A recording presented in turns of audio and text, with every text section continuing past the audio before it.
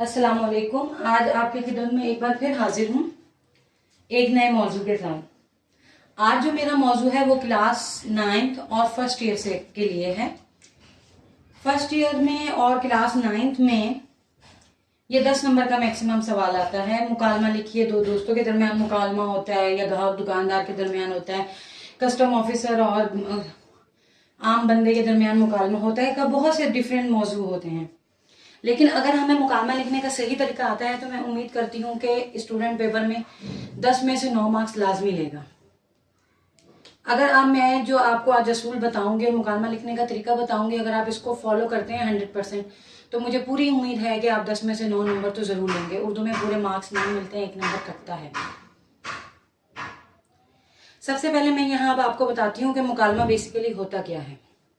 दो या दो से ज्यादा अफराद यानी लोग जब के दरमियान गुफ्तगू या बातचीत को मुकालमा कहते हैं।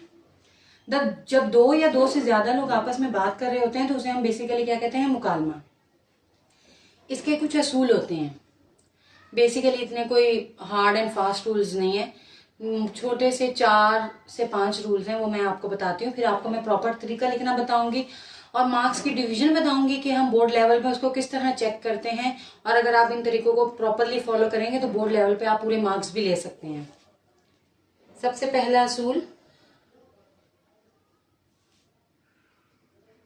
आसान जुबान। यहां मेरी आसान जुबान से मुराद ये है कि मुकालमे में बहुत ज्यादा उर्दू के मुश्किल अल्फाज ना इस्तेमाल किए जाएं। बेसिक जो नॉर्मल हम लैंग्वेज में बात करते हैं उस तरह की जुबान इस्तेमाल करें, लेकिन तमीज में रहते हुए। हम मुकालमे में तू से मुखातिब नहीं करेंगे, तुम से मुखातिब नहीं करेंगे। हम किसी को भी मुखातिब करेंगे तो आपसे करेंगे। दूसरा हमारा असूल है, जुमले ज्यादा लंबे ना हों। जुमले ज्यादा लंबे ना हों से मेरी मुराद ये है कि हम अगर एक मुकालमा लिख रहे हैं, जैसे हम लिख रहे हैं एक मुकालमे में हम पूछ रहे हैं अस्सलाम वालेकुम, आप कैसे हैं, मैं ठीक हूँ, घर में सब कैसे हैं। ये सारी बातें एक ही मुकालमे में, लाइन में, सतर में नहीं करनी हमने। इनके अलग अलग हमने दो लोगों के पेयर्स बनाने हैं। पहले सलाम करें अस्सलाम वालेकुम, उसके बाद वालेकुम सलाम, फिर अगली लाइन में आप कैसे हैं, मैं ठीक हूँ, आप कैसे हैं, इस तरह करें ताकि हमारे मुकालमे के जो पेयर्स हैं वो भी बढ़ें और हमारा एक अच्छा इम्पैक्ट पड़े टीचर पे।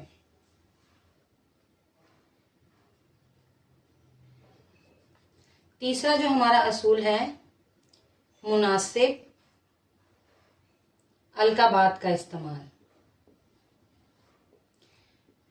मुनासिब अलकाबात से मुराद मेरी ये है कि मुनासिब अलकाबात यानी हम अगर अपने किसी दो दोस्तों के दरमियान मुकालमा लिख रहे हैं तो हम जिस तरह दोस्तों से फ्रेंकली बात करते हैं, हम पेपर में मुकालमा लिखते हैं उस तरह नहीं लिख सकते कि ओए तू कैसा है, मैं ठीक हूँ, तू सुना तू कैसा है। ये वाली जुबान हम नहीं इस्तेमाल कर सकते।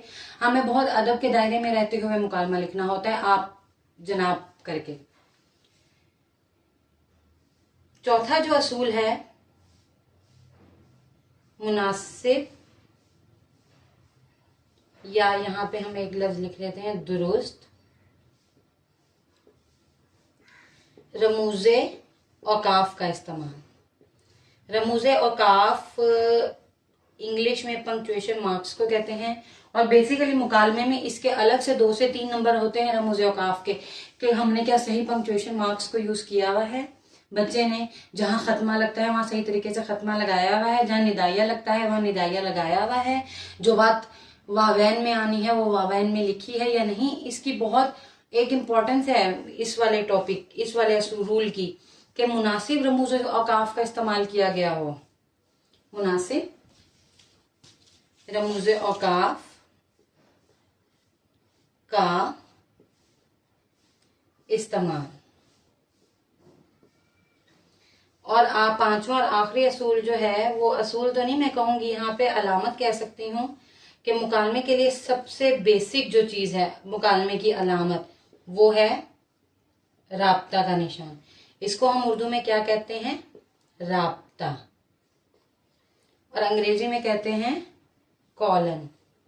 अक्सर बच्चे यहाँ पे कंफ्यूज होते हैं कि ये दो तरह के होते हैं। ये वाला जो है इसको हम कहते हैं राब्ता, और एक होता है इस तरह का निशान, इसको उर्दू में हम कहते हैं तफसीलिया। बहुत से बच्चे यहाँ पे कंफ्यूज होते हैं कि मुकालमे में ये वाला निशान लगाते हैं, ये वाली अलामत यूज करते हैं, ये गलत है। इंग्लिश में इसको कहते हैं सेमी कॉलन। सेमी कॉलन या तफसीलिया मुकालमे में यूज नहीं होता, मुकालमे में इस्तेमाल होता है राब्ता। तफसीलिया क्या होता है कि अभी हमारी बात शुरू हुई है और जो हम बात कर रहे हैं उसकी अभी मजीद वजाहत बाकी है। अब जैसे यहाँ मैंने असूल की हेडिंग दी है तो मैंने यहाँ तफसीलिया का निशान लगाया है, ये तफसीलिया है। तफसीलिया का निशान मैंने क्यों लगाया है कि मेरी बात यहाँ पे खत्म नहीं हुई है, मेरी बात आगे कंटिन्यू है। ये देखें, मेरी बात आगे कंटिन्यू हुई है। और राब्ता का निशान कब लगता है, इसको कहते हैं राब्ता। राब्ता की अलामत हम उस वक्त इस्तेमाल करते हैं कि जब हम कहते हैं कि हमारी बात आगे से ही शुरू हो रही है, हम नीचे उसकी तफसील नहीं बता रहे, हमने जो जुमला लिखा है उसके आगे से ही बात शुरू हो रही है हमेशा। जैसे इसके लिए मैं आपको एक मिसाल बताती हूँ। कायदे आजम ने फरमाया, हम इसके आगे राब्ता का निशान लगाएंगे और इसके आगे से उनका फरमान लिखेंगे, ना कि हम यहाँ तफसीलिया का निशान लगा के नीचे लाइन से लिखेंगे, नहीं। ये कुछ उसूल थे जिनको अगर आप फॉलो करेंगे, मुकालमा हम एक बहुत अच्छा मुकालमा लिख सकते हैं और पूरे नंबर ले सकते हैं। अब मैं आपको बताती हूं कि हम इसको अब मुकालमे को लिखेंगे कैसे। यहाँ पहले मैंने आपको असूल बताए हैं, अब मैं आपको मुकालमा लिखना बताऊंगी। मुकालमा लिखने के लिए एक सबसे ज्यादा गलती फर्स्ट ईयर के दौरान नहीं, मैट्रिक लेवल पे स्टूडेंट जो करते हैं, अब अगर वो दो दोस्तों के दरमियान मुकालमा लिख रहे हैं, सपोज मैं यहाँ पे उमर का नाम लिख देती हूँ और दूसरा जो दोस्त है उसको कर देती हूँ मैं असद, तो बच्चे क्या करते हैं मैट्रिक लेवल पे यहाँ पे लाइन लगा देते हैं और फिर इसके आगे मुकालमा लिखते हैं। फिर सेम इसी तरह उमर, दूसरा मुकालमा असद। ये तरीका गलत है, इसके आपको नंबर नहीं मिलते बोर्ड लेवल पे, ये टोटली गलत तरीका है। मुकालमा लिखने के लिए सबसे पहले यहाँ पे लिखा नाम उमर। यहाँ पे अब हमने मुकालमे के लिए कौन सी अलामत यूज करते हैं, राब्ता की। उसके आगे हम सबसे पहले अपना मुकालमा शुरू करेंगे अस्सलामु अलैकुम। अब यहाँ पे कंफ्यूजन आती है, अस्सलामु अलैकुम के आगे बहुत से लोगों को मैंने देखा है यहाँ पे ये निदाइया की अलामत लगा देते हैं, ये भी गलत है। अस्सलामु अलैकुम के आगे निदाइया नहीं लगता। निदाइया हर उस जुमले के आगे या हर उस लफ्ज के आगे लगता है जिसमें या तो हम अपनी खुशी या गम का इजहार कर रहे हो या किसी को हम अपनी तरफ मुखातिब कर रहे हो, हम उसको किसी को सलाम कर रहे हैं। अस्सलाम वालेकुम का क्या मतलब है, आप पर सलामती हो, एक पूरा फिक्रा है। जब भी एक हम पूरा जुमला लिखेंगे उसके आगे लगता है खत्मा, फुल स्टॉप।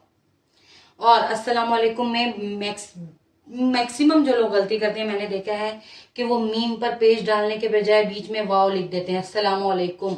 गलत है ये तरीका भी, मीम के ऊपर पेश आती है, वाव नहीं आता भी इनके दरमियान में। और अक्सर लोगों को मैंने लिखते हुए देखा है कि ये लाम नहीं लिखते बल्कि अस्सलाम किस तरह लिखते हैं, इस तरह।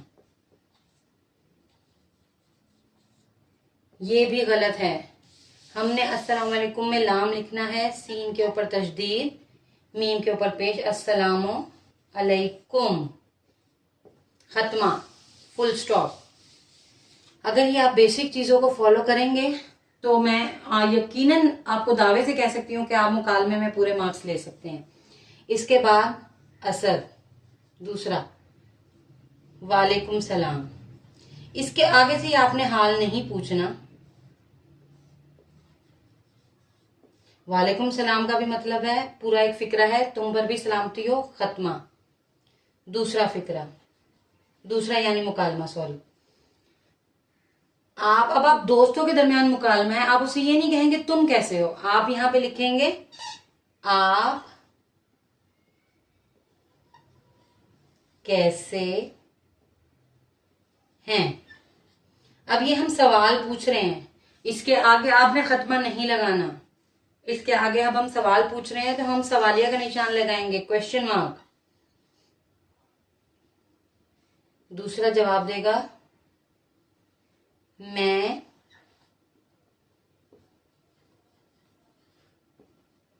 ठीक हूं।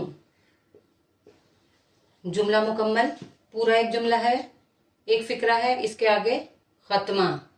अब आप यहां पे सवाल हाँ पूछ सकते हैं, आप कैसे हैं। सवाल कर रहे हैं तो इसके आगे खत्मा नहीं लगेगा, सवालिया का निशान लगेगा, क्वेश्चन मार्क। अब हम इसके आगे अब मजीद अगर सवाल पूछना चाहते हैं तो वो गलत है। जैसे आप पूछना अगर चाह रहे हैं कि घर में सब कैसे हैं, ये तरीका भी गलत है।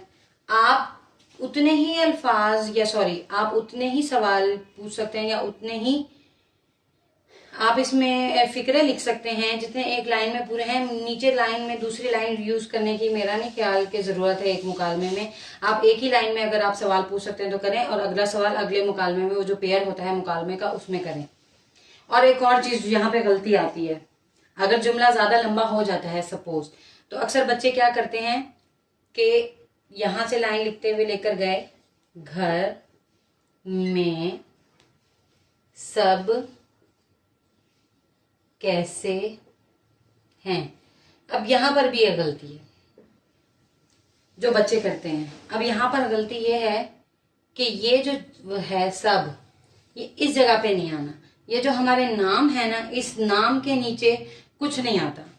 यहाँ पे सिर्फ हम नेम्स ही लिखेंगे, उसके अलावा कुछ नहीं लिखते। ये जो हमने अपना बकाया जुमला लिखना है वो हमने नाम के नीचे नहीं लिखना, हम यहां से लिखेंगे जहां से हमने पहला जुमला लिखना शुरू किया था, पहला फिक्रा लिखा था। मैं के नीचे हम इसका बाकी सवाल लिखेंगे, घर में सब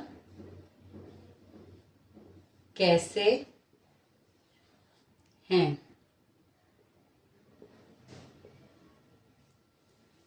तो इसके नीचे हमने कुछ नहीं लिखना, ये जगह हमने खाली छोड़नी है। अगला हम जवाब यहां से लिखेंगे। लेकिन कोशिश करें कि एक जो मुकालमे का पेयर है उसमें एक ही सवाल पूछें, ज्यादा सवाल पूछने से गुरेज करें। अब यहाँ पे उमर जवाब देगा मैं ठीक हूं। अब यहाँ उमर पूछ सकता है कि आपके घर में सब कैसे हैं या आजकल क्या हो रहा है। उसने जवाब दे दिया, वो आपसे सवाल कर सकता है आज कल आपकी क्या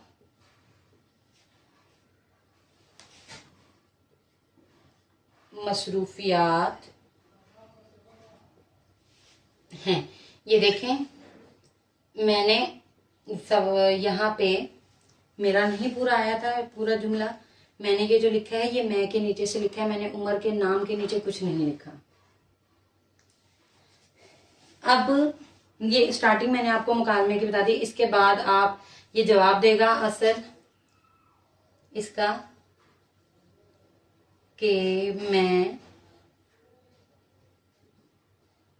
आज कल, जो भी वो लिखेगा आप यहाँ पे लिख सकते हैं। अब मैं आपको बताती हूँ, अभी ये मैंने आपको स्टार्टिंग बताई है कि मुकालमा स्टार्ट इस तरह से करेंगे। अभी कितने पेयर बन गए हैं, एक उमर असद उमर असद उमर असद, यानी कि ये 3 पेयर बन गए हैं। अब अगर आप हम 3 पेयर इसी तरह एज इट इज लिखेंगे ना, तो मार्क्स की डिवीजन किस तरह होती है उर्दू में मुकालमे के लिए, ये जो ये वाला हिस्सा होता है और ये सारा तकरीबन, तो इसके हम कुछ लोग 2 मार्क्स कंसीडर करते हैं कहते हैं, या कुछ लोग 2.5 भी करते हैं। अगर 10 में से है तो 2 और 2.5 इसका हो गया, 2.5 नीचे जो इख्तिताम होता है हमारे मुकालमे का उसका होता है, और बाकी एक नंबर हम रमूज़ो औकाफ का भी देखते हैं और देखते हैं कि बच्चे ने तरीका सही फॉलो किया हुआ है या नहीं, एक नंबर उधर चला जाता है। और बाकी जो 4 से 5 नंबर बचते हैं वो हमारे बाकी इसके आगे जो हमारा मौजू होता है उसके ऊपर जो बच्चा मुकालमा लिखता है उसके होते हैं। ये मैंने अब आपको मुकालमे की स्टार्टिंग बता दी है। मुकालमा अगर आप इसी तरह स्टार्ट करेंगे तो मैं ये दावे के साथ कह सकती हूँ कि आप 10 में से 9 नंबर आपके कहीं नहीं गए। अब मैं आपको यहाँ पे मुकालमे का इख्तिताम करना बताती हूँ कि आप मुकालमे को एंड किस तरह करेंगे। अब जो उसके बाद हालचाल पूछने के बाद टॉपिक आपने डिस्कस करना है। उसके बाद हम एंड किस तरह करेंगे कि अब जैसे उमर कह रहा है, अच्छा